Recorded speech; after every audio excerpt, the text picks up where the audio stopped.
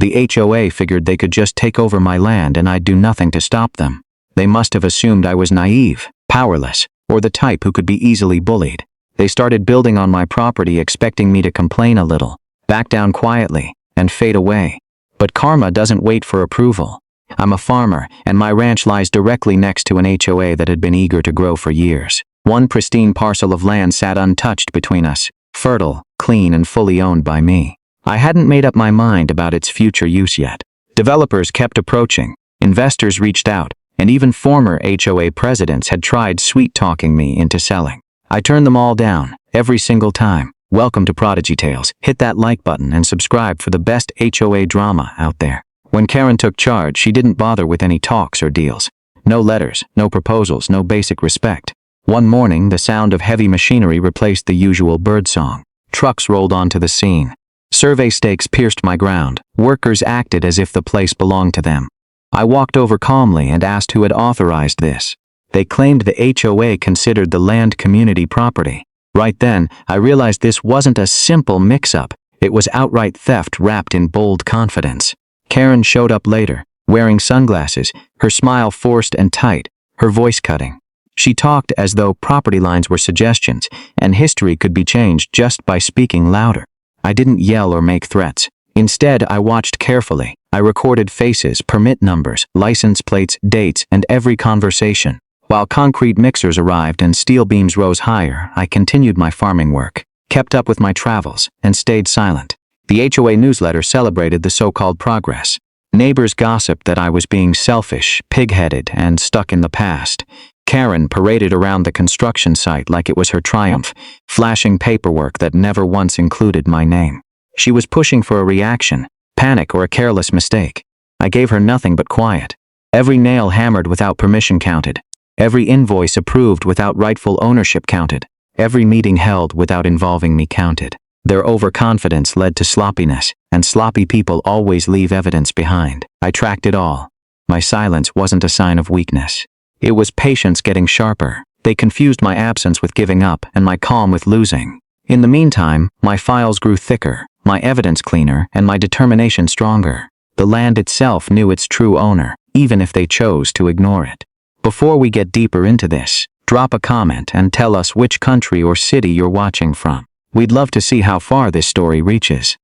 The next morning, I headed straight to the HOA office, my boots still covered in dust from the fields. Karen sat behind her fancy desk acting like some kind of ruling authority, with two board members beside her who wouldn't meet my eyes. I spread out my documents carefully. Deeds, surveys, tax records.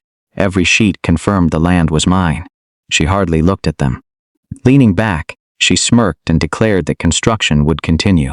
In her view, the choice was final, unchangeable, and already paid for.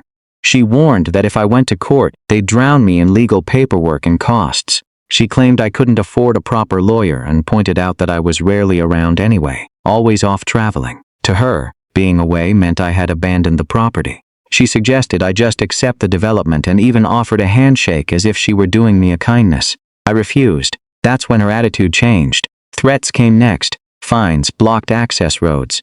I walked out without raising my voice. Days turned into weeks and the invasion didn't slow down. It only increased. Trucks arrived at sunrise. Lights stayed on late into the night. Karen made sure the clubhouse frame went up quickly to pressure me. I allowed it. I kept detailed records, drone footage, photographs, statements from witnesses, unanswered emails, and ignored notices. I observed them breaking zoning regulations, safety standards, and even their own rules. They had no idea I was gathering the rope while they kept tying more knots for themselves. Eventually, I sat down with my lawyer, a composed man with sharp insight. He went through all the materials and gave a small smile, noting that timing would matter more than rage. I told him not to file anything yet. He paused, then agreed. The more they built, the worse their position would become. Meanwhile, Karen pushed harder. She sent letters ordering me to leave my own land. She spread stories that I had secretly sold it. She aimed to create chaos. I stayed focused. While she posed in hard hats for photos, I waited with purpose. Every beam put up without approval became more leverage. Every dollar wasted added more weight to their mistakes. They believed rushing meant winning. I understood that patience meant staying in command. By the time the clubhouse reached about 70% completion, Karen was beaming with misplaced certainty. She walked the site like the victory was already hers, discussing ribbon colors and touring caterers through the unfinished space. The HOA funds were flowing out freely, certain this project would seal her reputation. She even acted as if the ownership issue no longer existed. In her eyes, concrete had wiped away any claims, and money had changed the facts. That's when the real pressure began. Karen approached me one afternoon by the fence, her voice quiet but full of poison. She said courts always side with groups, not simple farmers like me. She mentioned surprise inspections and sudden environmental worries. When that failed to rattle me, she tried a different approach. A letter offering $50,000 for land valued at $750,000. It wasn't a real proposal. It was pure arrogance disguised as generosity. I chuckled, folded the letter, and put it away with the rest. Karen hated being dismissed. She pushed things further. HOA security closed off roads I had used for years.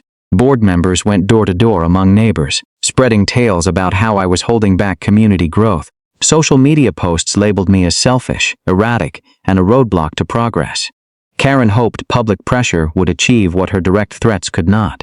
I remained quiet, which only made her raise her voice more. In the background, my case was strengthening. My lawyer put together timelines so precise they felt like admissions of guilt.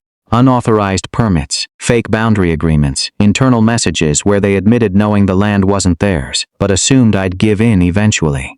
That single line was pure evidence. We let it all develop fully. Lawsuits aren't quick dashes, they're carefully set traps. Construction kept going. More funds flowed in.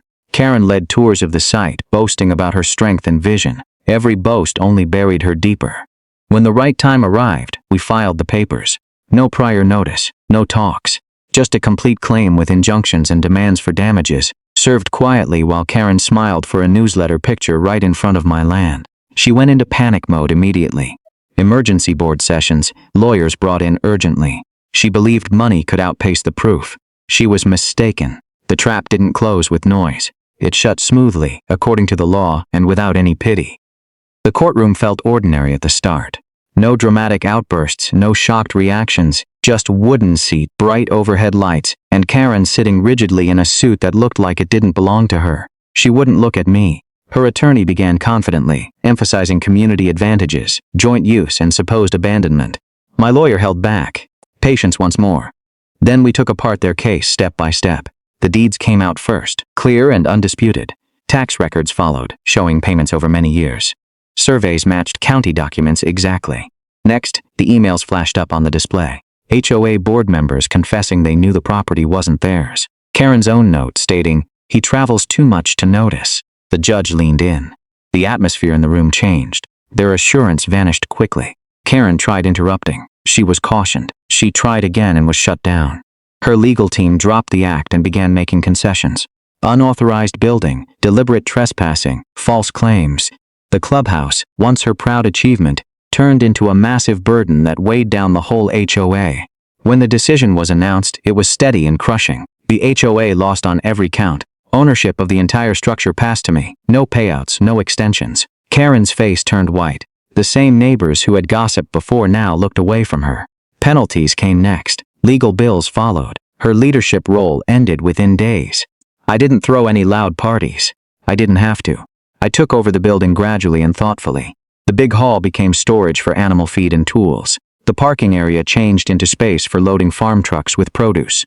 Where fancy lights had been planned, tall stacks of hay now stood. The irony fit perfectly. What they tried to take by force now worked for the land they had ignored. Karen disappeared from the spotlight. Legal troubles continued to follow her name. The HOA received a hard lesson they couldn't twist into a positive story for their newsletter. Land knows its true owner, documents hold the facts, and patience always defeats overconfidence. I continue farming, I continue traveling, and every time I walk past that building, it reminds me that silence, when used wisely, speaks louder than any threat. The end. Please like and subscribe for more intense HOA battles like this one. Do you think she received what she deserved? Share your thoughts in the comments below.